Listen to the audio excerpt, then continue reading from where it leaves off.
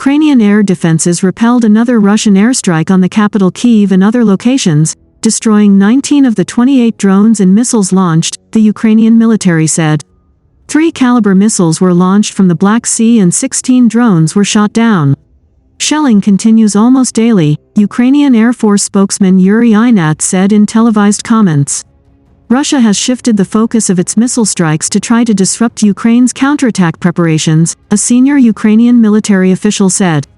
Russia attacked decision-making centers, supply routes and places where large numbers of troops were stationed and where ammunition, equipment and fuel were stored.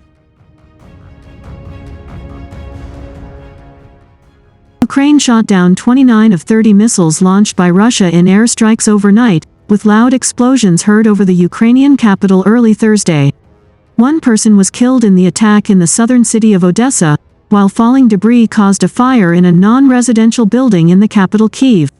It was the 9th time this month that Russian airstrikes have targeted Kyiv, a marked improvement after a lull of weeks, and ahead of a much-anticipated Ukrainian counterattack using newly supplied advanced weapons.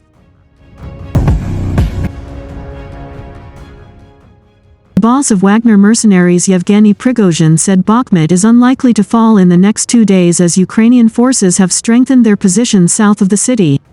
There is a quarter known as the Aircraft. It is like an impregnable fortress of a multi-story bed southwest of Bakhmut, where very heavy fighting is taking place, he said.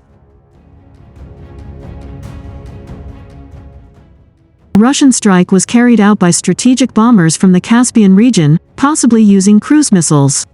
All enemy targets destroyed, according to preliminary information.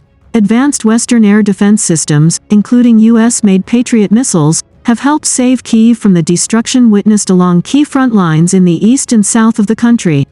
While most of the ground battle was stalemate, both sides were targeting other areas with long-range weapons.